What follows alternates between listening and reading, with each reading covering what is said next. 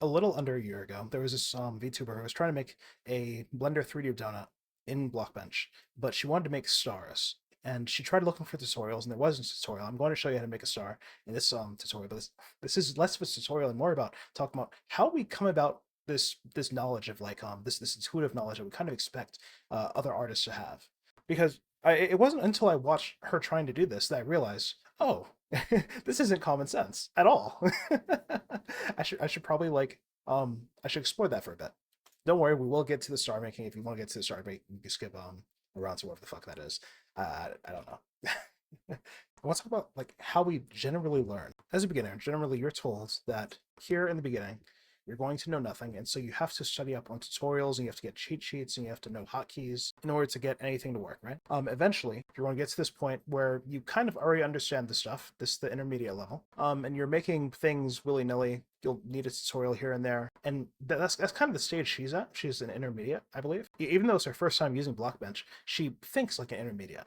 She has this cloud of ideas, and she kind of sort of knows how to execute on them, but not exactly.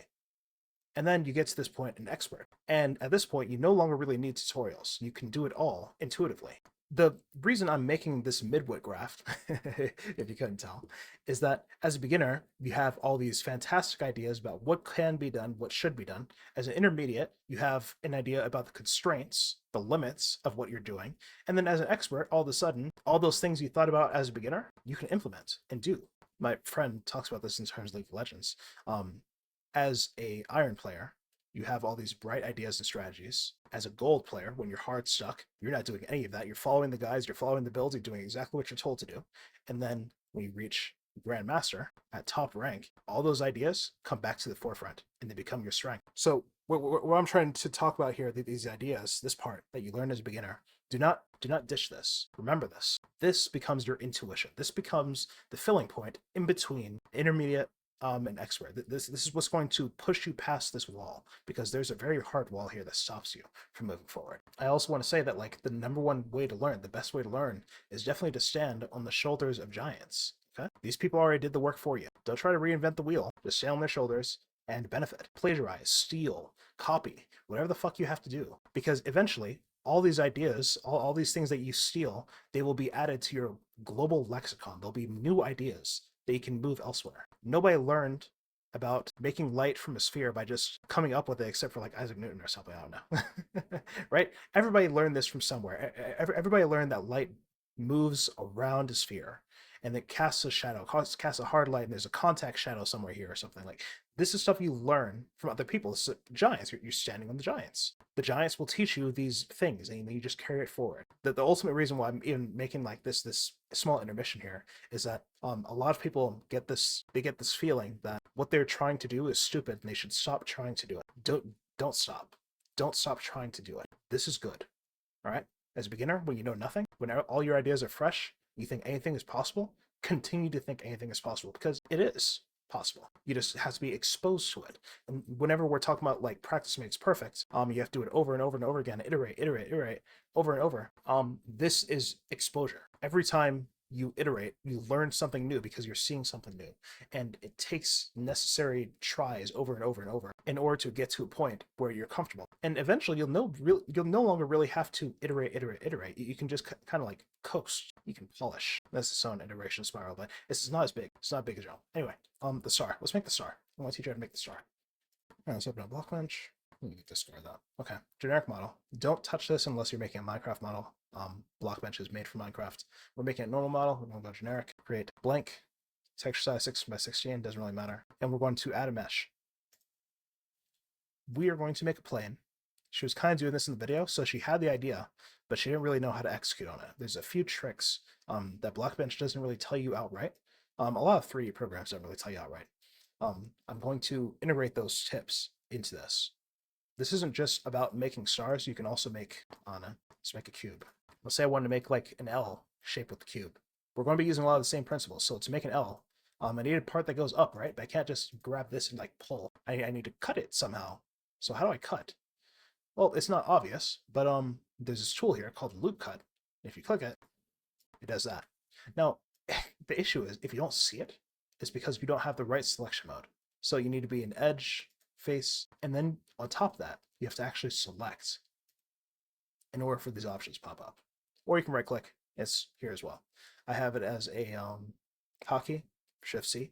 So you might see me do that here and there by accident. I want to try to take it slow.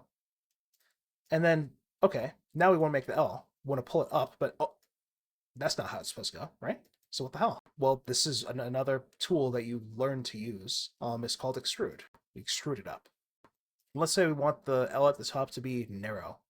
Well, we can scale it. We can resize it and push it in. What if we want to like end at a point? Well, that's not really a point, is it? Surely there has to be an easier way. Sure. You can right click. You can go to merge vertices and merge them in the center. Point. There you go. These are the 3 techniques that we're going to be using to make the star. Okay? All right. Let's do it. So first, we need to make a pentagon. So what she did in the video, once again, good idea, not necessarily wrong at all. She made a cylinder with 5 sides. And then she smashed it down. This is a pentagon. It's a perfect pentagon, in fact. The other way to make a pentagon is to grab your edge, and then you cut, loop cut. Now you can get the point, going to vertice selection mode here, and you pull the vertice out. You can move these around like that, move them down a little bit, and you can move these in. This is more or less the same thing. They're both pentagons. There's just 1,000,001 different ways to do this. They all come down to the same result, though. Okay? They have different topology. I'm using mine because it's a bit simpler. You can use this. It does not make a difference. I promise you that. Because the technique here is what matters. The overall idea of it. Okay. So we have a pentagon. Then what is the star anyway? Well, the easy way to do this is to get a reference. Okay? You get the reference of a star. You click and drag it into Blockbench. You can import it as a reference image, right? Once you have it, you can make it big, and boom. Now, of course, you can't see it, so you have to change your view mode to wireframe. And now, you can kind of see the star. You kind of get the feel for it, and you're like, it's upside down. Like that, kind of. Zoom in. It's kind of like that, right? That kind of makes sense. You can do this. It's just another tool that you have to know how to use. Anyway, so we're going to ignore the reference for now. We'll come back to it, I promise. First, I'm going to make points. I want to extrude pieces. Remember how we were making that spike on the L? We're going to do the exact same thing here. So I want to grab edges. I want to extrude them out. I'm going to extrude this like 5. I don't know. And then, remember, we want it to combine into a point. We're going to right-click on the mesh itself. You can't right-click in space. It doesn't pop up properly. Right-click on the mesh and merge the vertices. Now, what are these other options, right? Do these do the same thing? Not really. That's not correct. What about if we merge by distance? That didn't work. If we merge by distance center, that didn't work either. What I want to like point out here is in order to like really get a feel for what's possible, like the loop cut and the extrude and the face and all this stuff that is in all these buttons, all these random buttons, even worse than Blender, you have to play around with it. You just have to make mistakes, right? Like if I did this by accident, whoops, you can always Control Z. That's the beauty of digital, right?